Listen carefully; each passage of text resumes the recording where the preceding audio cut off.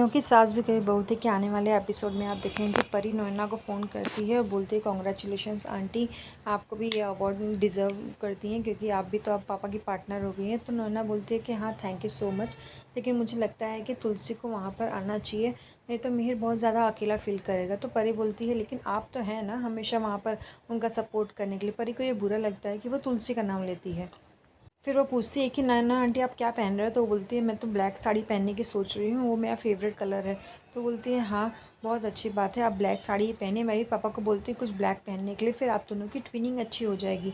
और thank you so much हमेशा पापा का सपोर्ट करने के लिए, और ये दिन आप लोगों के लिए बहुत ज़्यादा बेहतरीन होगा। दूसरी तरफ अंगद और ऋतिक मिलकर मिहिर के कपड़े फाइनल करते हैं। तो वो एक के बाद एक कपड़े ला कर देते हैं, लेकिन मिहिर को कुछ पसंद नहीं आता है। तभी परी बोलती है पापा मुझे लगता है कि आपको ब्लैक ज़्यादा सूट होगा, ये ओकेजन पे पार्टीज़ एंड ऑल में ब्लैक ही ज़्यादा पहनते हैं। तो बोलता है कि हाँ तुम भाई भी सोच सही है। तो अंगद को बोलता है, अंगद बोलता है हाँ परी सही तो बोल रही है, हमें ब्लैक सूट ट्राई करना चाहिए। फिर वो ब्लैक सूट ट्राई करता है तो उनको अच्छा लगता है। वो बोलता है अब कुछ भी हो जाए, परी ने बोला है तब तो मैं ब्लैक ही पहनूंगा, चाहे कुछ भी मैं जैसा भी लगूँ। लेकिन तभी वो बोलता है कि मैं तो ब्लैक पहन रहा हूँ, पता नहीं तुलसी क्या पहनने वाली, तुलसी के पास ब्लैक साड़ी है कि नहीं है। फिर वो सोचता है अगर तुलसी ने ब्लैक नहीं पहना तो कैसा लगेगा। फिर परी बोलती है पापा आप मम्मी के साथ में जाने वाले हैं।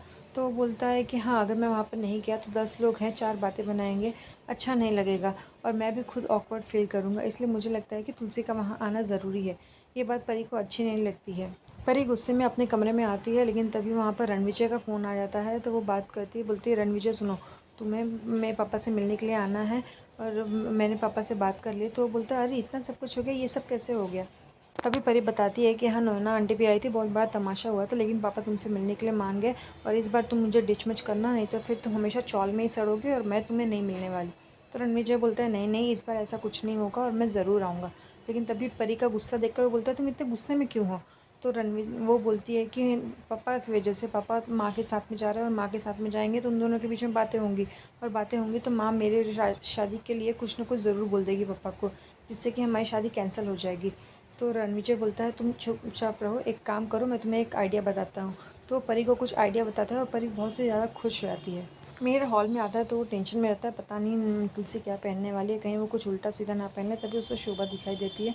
तो शोभा को हिंट देता है, अरे शोभा तुम्हारे ब्लैक हेयर्स कितने अच्छे लग रहे हैं, तुमने ब्लैक ड्रेस पहनी है, मैंने तो आज तक नोटिस ही नहीं किया था। शोभा बोलती है पापा यार आप कैसी बातें कर रहे हैं।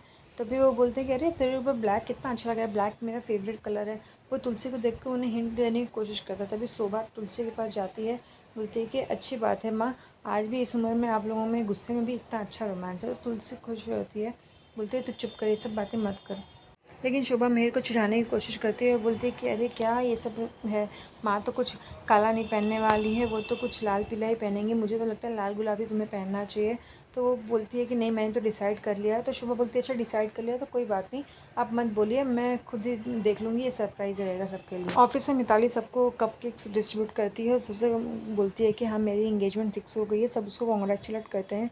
तभी वो वृंदा को देखकर उसके पास भी जाती है, तो वो बोलती है कि नहीं मुझे नहीं चाहिए। तो वृंदा को बताती है कि तुम्हें पता नहीं है कि हमारी इंगेजमेंट होने वाली है। तो वृंदा बोलती है हाँ मुझे पता है, कॉन्ग्रेचुलेशंस। तो वो बोलती है कि सुनो ना मैं बिज़ी हूँ और अंगद भी बिज़ी है, तो एक काम करो ना हमारे लिए आप वेडिंग इनवाइट टाइप कर दो।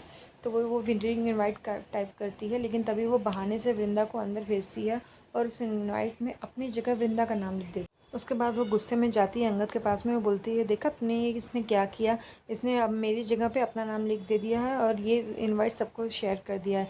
तभी वो बोलता है कोई बात नहीं, उससे पूछ लेते हैं ना ये गलती कैसे हो गई। और वो वृंदा को बुलाता है और वो पूछता है कि क्या हो गया है ये। वृंदा बोलती है सॉरी मुझे पता नहीं है कैसे हो गया, मैं अभी ठीक कर देता हूँ। फिर वृंदा उस स्पेलिंग मिस्टेक को ठीक करती है और वहाँ से जाती है। तो वो बोलती है कि देखा इसके दिल की बात इसके ज़ुबान पर आ ही गई, मुझे तो लगता है इसने जानबूझ कर ऐसा किया था। तो अंगद बोलता है मुझे काम है, मैं जा रहा हूँ घर पर, तुम यहाँ पर सब कुछ संभाल लेना।